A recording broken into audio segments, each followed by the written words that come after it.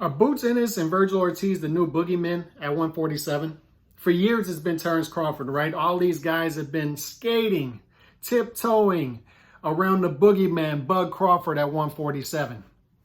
And some of it is Bud Crawford's doing, right? I mean, signing another several fight deal with Top Rank after it was initially over. And luckily for him, he'll be a free agent after this fight. And he's finally gotten the big fight that he wants at 147 with Sean Porter.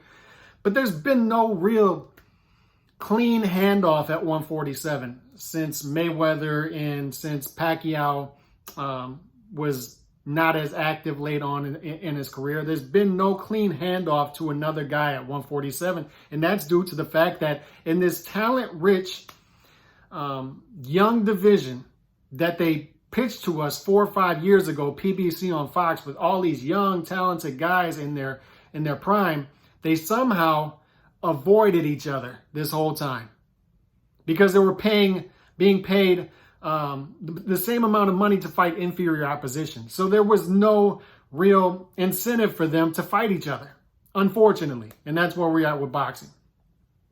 Same thing going on at 135, where you say, I said to myself earlier this year, there's no way, or last year, there's no way these guys, with all this talent-rich division, with all this talent in the division, these guys in their prime, there's no way they're going to be able to avoid each other. There's not enough room.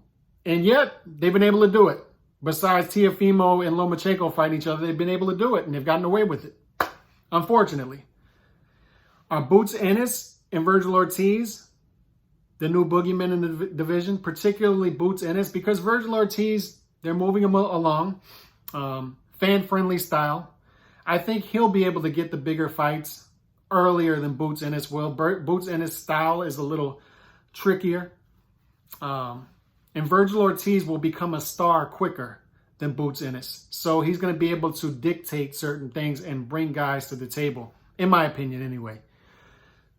But Boots Ennis in particular, I think he'll turn into one of those boogeymen guys to where he's going to have to do something creative or move up to get the fights. Which Terrence Crawford, since he's moved from 140 to 147, he stayed at 147. Hasn't really done those things, got creative or moved up in weight to initiate those bigger fights.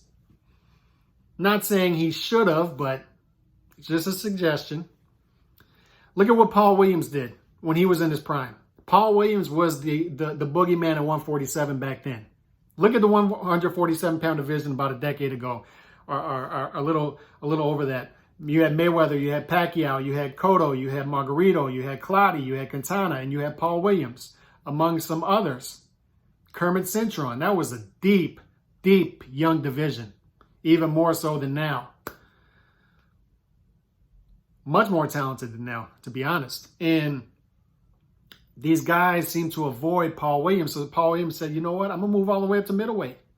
So he moved up in weight, and he just took that chance to keep his career rolling and to keep himself in there with bigger name fighters, such as Sergio Martinez, such as Kelly Pavlik, and he was going to fight Canelo before the accident. So he was keeping his career going because these other guys at 147 didn't want to step in the ring with him, unfortunately. He was just a tough style. And Boots Ennis is cut from that cloth. I mean, you look at the division right now. You still have Sean Porter there fighting Terrence Crawford, but you have guys, Errol Spence is still going to be there for another fight or two, but you have a lot of guys that are going to be exiting to 154 who have been there for a while. Danny Garcia is moving up. You say yourself, Terrence Crawford may have 1 or 2 more fights there. Same with Errol Spence. So I don't think they're going to be there for Boots Ennis. Josh Taylor will be moving up from 140 to 147. You got Regis Prograis is going to be around 147 too. So you have guys that are going to be there. But will they be able to avoid Boots Ennis, and for how long? I think he's going to be the guy, the new Terrence Crawford, the new Paul Williams at 147. There always seems to be a guy there at 147 that guys just don't want to touch. Super talented, tough style, tough to deal with, and we're just not going to touch him. We're just not going to go near him. And I think Boots Ennis is that guy right now. Vergil Ortiz is going to become a star. He's got that built-in base, fun style. He's going to stay active. and he's going to be entertaining. And he's going to have the money to be able to bring to the table and bring other fighters to the table. I don't know if Boots Ennis is going to have that, and guys are going to have reasons to avoid him. So I think Boots Ennis, he's fighting Delorme this Saturday. I think he's going to have some trouble getting the fights that he wants. So the key to me is to take chances, maybe move up. If not, stay active. Just stay active. Just stay active. Stay in people's faces. So I'm looking forward to Boots Ennis this Saturday night, the new Boogeyman at 147. Let me know what y'all think about Boots.